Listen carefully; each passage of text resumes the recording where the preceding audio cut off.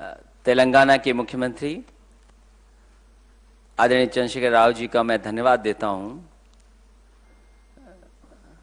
लगातार कई बार बातचीत हुई है, फोन के माध्यम से भी, और ये प्रयास रहा कि एक बार साथ बैठ जाएं।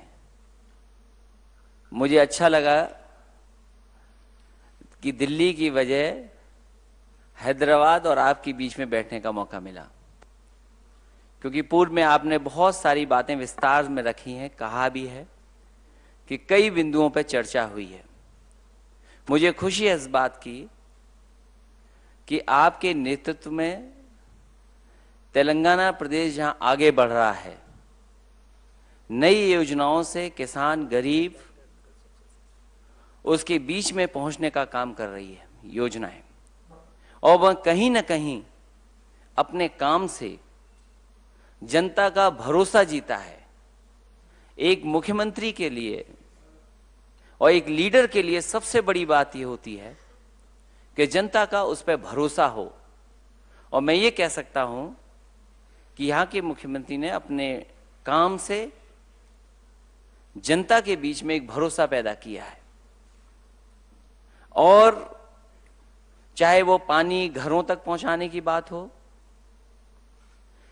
आज पानी का सबसे बड़ा सवाल है, न केवल हमारे देश में बल्कि दुनिया में यह सवाल बड़ा है कि पानी पीने का हो और पानी खेत तक पहुंचे। और शायद मुख्यमंत्री जी ने यह काम यहां किया है और उसके परिणाम भी दिखाई दे रहे हैं। किसान खुशहाल जब तक नहीं होगा तब तक हमारा देश और समाज आगे नहीं बढ़ सकता। आबादी की बड़ी संख्या में लोग खेती पर जुड़े हैं।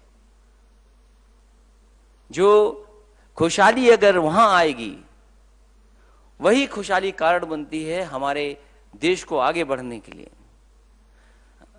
देश चाहता है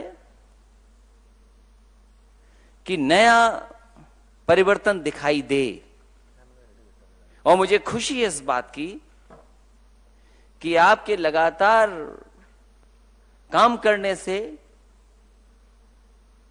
देश में कहीं ना कहीं ये आस जागी है कि ये परिवर्तन दिखाई देगा, जो एक अच्छा परिवर्तन होगा आने वाले समय में। क्योंकि पूर्व की जो सरकारें रहीं, पूर्व की जो केंद्र में सरकारें रहीं, उन्होंने बहुत जनता को निराश किया है। गरीब, किसान और आर्थिक पहलू पे भी बड़े पैमाने पे निराशा आई है। अगर हम दूसरे मुल्कों से तुलना करें अपने देश की, तो शायद हम उतना नहीं खड़े दिखाई देते जितना हमें दिखना चाहिए। और ऐसा नहीं है कि हमारे देश में टैलेंट की कमी है। अगर हम टैलेंट ढूंढें तो बड़े पैमाने पे हर क्षेत्र में टैलेंट दिखाई देता है। हमारे यहाँ के लोग दूसरे मुल्कों में जाके बेहतर काम कर रहे हैं, अच्छा काम कर रहे हैं, अच्छा वातावरण पैदा कर रहे हैं। अगर वही वातावरण हमारे बीच में हमको मिल जाए तो शायद हम भी उन देशों के मुकाबले पे खड़े हो जाएं। मुझे खुशी है इस बात की कि तमाम जो प्रदेश की रीजनल पार्टीज हैं, उनको जोड़ने का काम कर रहे हैं। और मैंने कई मौकों पर कहा, और मैं आज फिर कहता हूं आपके सामने, अगर देश की बीजेपी सरकार को कोई रोक सकता है तो वो रीजनल पार्टी हैं, रीजनल नेता हैं, जो इस आने वाले समय में भारतीय जनता पार्टी को रोकेंगे। क्योंकि बीजेपी ने जितना निराश किया उसकी कल्पना नहीं कर सकते।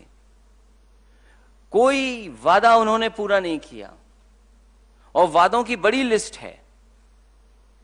अगर वादों की हम सूची देखें, लिस्ट देखें, तो बड़ी लिस्ट है। हो सकता है यहां के प्रदेश के बारे में भी कुछ उन्होंने वादे किए हों, बगल के प्रदेश के बारे में भी वादे किए हों। यूपी से हम आते हैं, हमारे तो ज्यादा वादे किए थे। तो जो वादे किए थे वो जनता पे खरे नहीं उतरे, आज कुछ जमीन पर दिखाई नहीं दे रहा है। और अब तो समय नहीं बचा उनके पास, अब वो पूरे होंगे कैसे? इसलिए मुझे खुशी है इस बात की कि आज तेलंगाना मुख्यमंत्री जी के साथ, आदरणीय चंद्रशेखर राव जी के साथ बहुत विस्तार में कई विषयों पे बातचीत हुई है। बातचीत और भी होगी, मिलना और भी होगा जैसे जैसे चुनाव आएंगे। और हमने कहा कि कोई राजनीतिक मंच नहीं है, ये प्रोग्रेसिव लोगों की एक साथ जुटने की शुरुआत है। और तमाम लोग जो मिल रहे हैं उन्होंने कहीं ना कहीं अपने क्षेत्रों में एग्जाम्पलरी वर्क किया है, जो उदाहरण बन सकता है दूसरे प्रदेशों के लिए, देश के लिए। ये एक अच्छा प्रयास है और मैं समझता हूं समाजवादी पार्टी इनके काम की समर्थन करती है और इस काम को और आगे बढ़ाएंगे। इससे देश को एक नया रास्ता मिलेगा, देश को ही नहीं बल्कि किसान और गरीबों को और नौजवानों को खासकर एक नया रास्ता खुलता नजर आएगा। मैं धन्यवाद एक बार फिर देता हूं। हालांकि आना बहुत कम हो पाता है हैदराबाद, लेकिन हैदराबाद से समाजवादियों का रिश्ता बहुत पुराना है, बहुत पुराना रिश्ता है। लोहिया जी के जमाने से लेकर के अभी तक का रिश्ता है। और फिर रिश्ता तो बनाने से बनता है, जब बनाया जाएगा रिश्ता तो रिश्ता बनेगा। और जितना सम्मान एक दूसरे का होगा, मैं समझता हूं उतना ही ज्यादा बड़ा रिश्ता बनेगा, मजबूत रिश्ता बनेगा।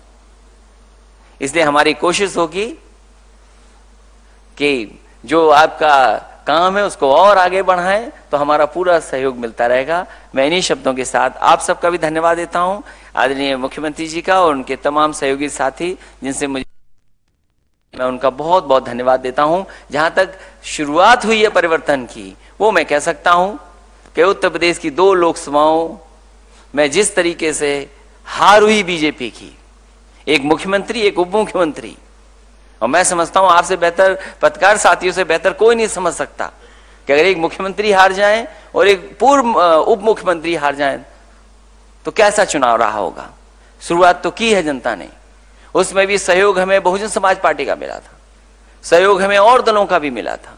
जो प्रत्याशी थे वो निषाद पार्टी के थे। तो कहीं ना कहीं देश में है वो बात, लोगों में है वो बात कि नया रास्ता ढूंढ रहे हैं और शायद वो नया अल्टरनेट जो बनने जा रहा है उसके समर्थन में मैं हूं। मैं आप सबका बहुत धन्यवाद देता हूं। Thank you.